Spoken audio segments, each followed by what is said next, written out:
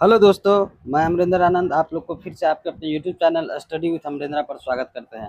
दोस्तों, आज हम लेके आए हैं मैथ का महत्वपूर्ण 15 ऑब्जेक्टिव क्वेश्चन जो आपके एग्जाम के व्यू से बहुत महत्वपूर्ण होने वाला है। अगर चैनल पर आप लोग नए हैं तो चैनल को सब्सक्राइब भी कर लीजिएगा और घंटी के निशान को जरूर दबाइएगा। ठीक है, तो चलिए शुरू करते हैं। आज का ऑब्जेक्टिव टाइप क्वेश्चन होगा, सब जितना भी होगा ऑब्जेक्टिव होगा। ठीक है, अभी फिर उसके बाद आपको सब्जेक्टिव भी बनवाएंगे और बताएंगे। ठीक है, तो चलिए शुरू करते हैं। पहला क्वेश्चन देखिए क्या है। यदि दो धनात्मक पूर्णांक ए और बी को ए बराबर एक्स क्यूब वाई स्क्वायर और बी बराबर एक्स वाई क्यूब के रूप में लिखा जाता है, जहां एक्स वाई अभाज्य संख्या है, तो H C F A B का क्या होगा।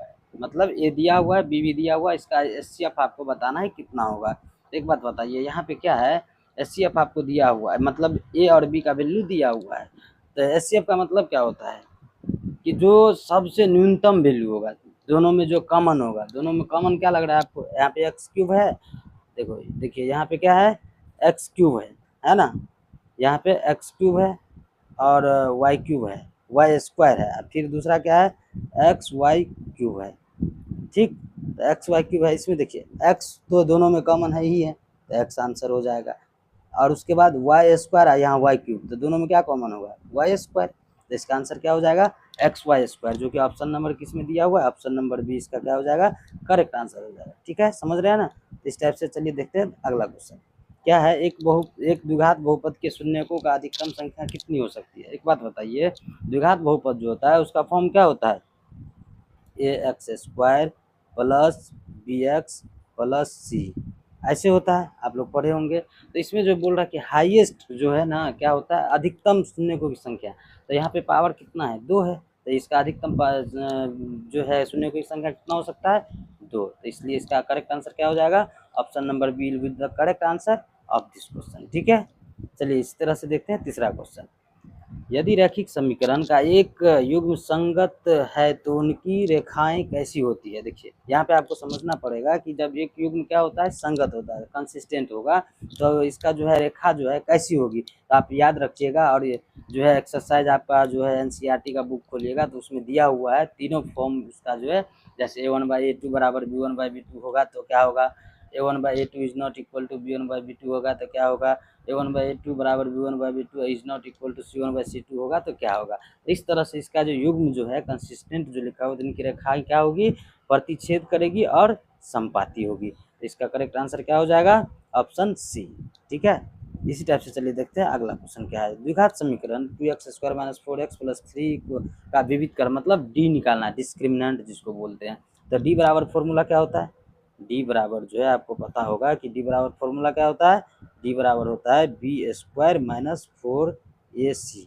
ठीक है, तो यहाँ देखिए बी क्या है, एक्स स्क्वायर के कॉफिशिएंट को हम ए बोलते हैं, एक्स के कॉफिशिएंट को बी बोलते हैं, और बिना एक्स वाला जो है सबको क्या बोलते हैं, सी बोलते हैं। ठीक है, तो इस तरह से इसका क्या हो जाएगा, इस तरह से इसमें जो हम बैठाएंगे वैल्यू पुट करेंगे तो कितना हो जाएगा, B² - 4AC, मतलब -4 का स्क्वायर, कितना हो जाएगा, -4 का स्क्वायर -4AC। ए कितना है, 2, और सी कितना है, 3।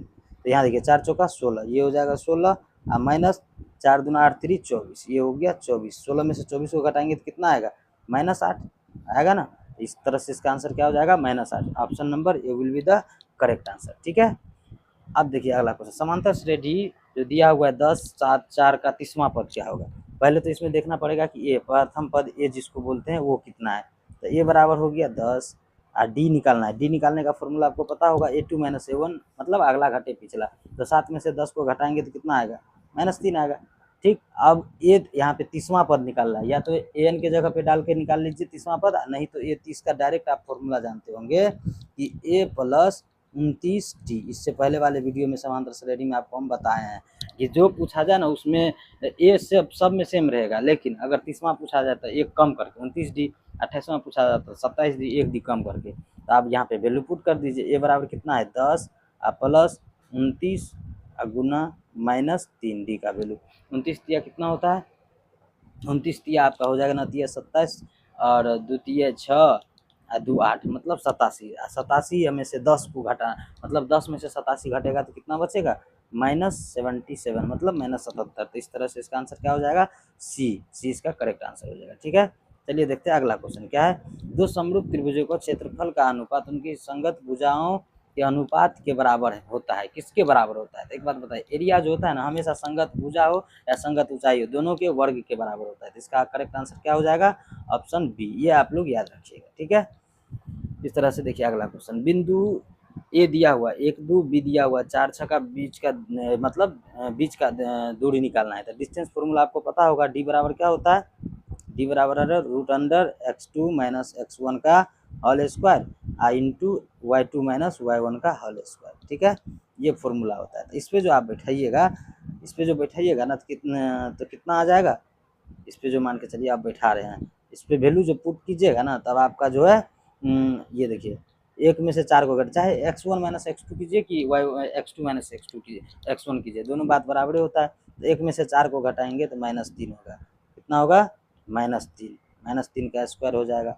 फिर इंटू फिर क्या होता है y1 माइनस y2, अगर 2 में से 6 को घटाइएगा तो -4 का स्क्वायर हो जाएगा, क्योंकि दोनों पॉजिटिव में वैल्यू देगा। तो ये हो जाएगा 3 तिया 9, ये हो जाएगा 4 चौका 16। ये कितना हो जाएगा? 4 चौका 16। तो 16 ना कितना हो जाएगा? बीच में फॉर्मूला में प्लस होता है, प्लस छूट गया। तो 16, तो 16 और 9 को जोड़ेंगे तो कितना हो जाएगा? 25। इस तरह से इसका करेक्ट आंसर क्या हो जाएगा? 25, मतलब ऑप्शन डी, ठीक है। अगला क्वेश्चन, यदि साइन ए बराबर 3/4 है तो कॉस ए का वैल्यू। एक बात बताइए, साइन ए का फॉर्मूला क्या होता है? मतलब साइन थीटा का फॉर्मूला होता है ना लंब बटा कर्ण। तो 3 हो गया, 3 क्या हो जाएगा यहाँ पे? ये 3 जो है आपका, ये 3 हो जाएगा परपेंडिकुलर, ये 4 क्या हो जाएगा? लंब बटा कर्ण, मतलब ये कर्ण में आएगा। तो कर्ण कितना होगा? 4। तो यहाँ से बेस निकालना है, बेस निकालिएगा तो बेस का फॉर्मूला क्या होता है? कर्ण का स्क्वायर माइनस लंब का स्क्वायर रूट के अंदर होता है। तो यहाँ रूट लगाइएगा तो 4 का स्क्वायर माइनस 3 का स्क्वायर, 4 चौका 16, 3 तिया 9, 16 में से 9 जाएगा तो 7, 7 किस में आएगा? रूट में। तो ये आ गया आपका बी का वैल्यू, ठीक है। अब कॉस थीटा का फॉर्मूला क्या होता है? आधार बट्टा कर्ण, मतलब बी बाय एच। तो बी कितना आया अभी? √7। एच कितना है? एच जो दिया हुआ है 4, तो √7/4। किस ऑप्शन में? ऑप्शन नंबर 20 का करेक्ट आंसर हो जाएगा, ठीक है। इस तरह से अगला क्वेश्चन देखिए, जब जमीन पर खड़ी एक मीनार की परछाई उसकी लंबाई के बराबर है तो सूर्य का उन्नयन कोण। इसमें आप एक बात ध्यान रखिएगा, देखिए एक हम जो यहाँ पे ट्रायंगल लेते हैं, राइट एंगल ट्रायंगल में ये सब बनता है, तो राइट एंगल ट्रायंगल लिए, ठीक है। अब जो है ज़मीन पर क्या बोल रहा है कि एक टावर खड़ा है, एक टावर ऐसे ये खड़ा है, ठीक है। इसका परछाई जो है यहाँ पे बन रहा है, बनेगा ना परछाई, इधर से सूरज का रोशनी पड़ेगा तो परछाई बनेगा।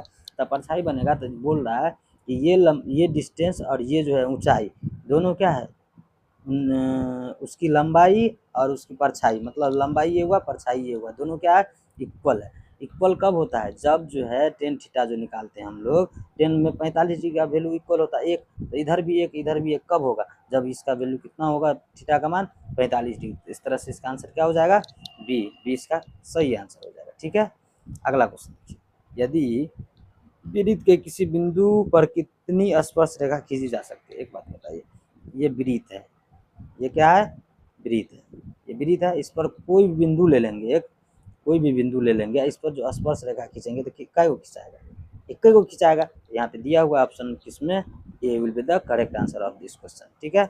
इस तरह से चलिए देखते हैं अगला क्वेश्चन 11, आर त्रिज्या वाले वृत्त है उस त्रिज्या खंड का क्षेत्रफल क्या होगा जिसका कोण थीटा है? तो आपको एक फॉर्मूला याद होगा त्रिज्या खंड का क्षेत्रफल। तो त्रिज्या खंड का क्षेत्रफल क्या होता है? थीटा बट्टा 360 डिग्री गुना पाई आर स्क्वायर, मतलब वृत्त के क्षेत्रफल में खाली थीटा बट्टा 360 डिग्री लगाना है। और यहाँ पे दिया हुआ है जिसका कोण थीटा दिया हुआ है, त्रिज्या आर दिया हुआ है, तो सेम का सेम रह जाएगा। तो फॉर्मूला आप खोजिए किसमें? थीटा बाई 360 डिग्री गुना पाई आर स्क्वायर, मतलब ऑप्शन 20 का करेक्ट आंसर हो जाएगा, ठीक है। इस तरह से चलिए देखते हैं अगला क्वेश्चन, यदि एक शंकु और बेलन की त्रिज्या और ऊंचाई बिल्कुल समान है, दोनों समान है, तो दोनों का आयतन का अनुपात। एक बात बताइए, शंकु का आयतन क्या होता है? शंकु का आयतन होता है 1/3 पाई आर स्क्वायर एच। इसका अनुपात देना है बेलन का, तो बेलन का होता है पाई आर स्क्वायर एच। तो ये पाई आर स्क्वायर एच है, पाई आर स्क्वायर एच कैंसिल हो जाएगा, और ये 3 जो बना ली, 3 कहाँ चल जाएगा? यहाँ पे। तो इसका करेक्ट आंसर क्या हो जाएगा? 1:3। किस में दिख रहा है? 1:3, ऑप्शन ए इसका सही आंसर हो जाएगा, ठीक है। अब देखिए 13, यदि किसी आंकड़े के माध्य माध्यिका और बहुलक के बीच अनुभाविक संबंध क्या होता है? अनुभाविक संबंध आप याद रखिएगा कि बहुलक मतलब मीडियन, मिड और मोड होता है ना। तो इंग्लिश में। और बहुलक का फॉर्मूला होता है, डायरेक्ट यहाँ पे फॉर्मूले पूछ लिया गया, यही समझिए कि बहुलक बराबर 3 गुना माध्यिका माइनस 2 गुना माध्य होता है। तो ऑप्शन इसका क्या हो जाएगा, ये इसका करेक्ट आंसर हो जाएगा, ठीक है ना। इस टाइप से 14 नंबर क्वेश्चन, यदि किसी असंभव घटना की मतलब किसी असंभव घटना की प्रायिकता क्या होती है। असंभव घटना, जो घटना संभव ही नहीं है तो उसका प्रायिकता क्या होगा, संभव ही नहीं है, उसका प्रोबेबिलिटी 0 होगा, मतलब प्रायिकता 0 होगा। संभव होगा तब ना, संभव घटना का प्रायिकता 0 से लेके और जो है 1 के बीच में हो सकता है, समझे, इससे ज़्यादा भी नहीं होगा, 1.001 भी नहीं होगा, या तो 1 होगा, नहीं तो उससे कम, जैसे 0.009, 0.5, 0. कुछ भी हो सकता है। लेकिन जो है न माइनस में वैल्यू कभी आता है, याद रखिएगा, न माइनस में आएगा कोई वैल्यू और न 1 से ज़्यादा आएगा। तो इसलिए इसका करेक्ट आंसर क्या हो जाएगा, ऑप्शन सी, क्योंकि असंभव घटना का प्रायिकता कितना होता है, 0 होता है।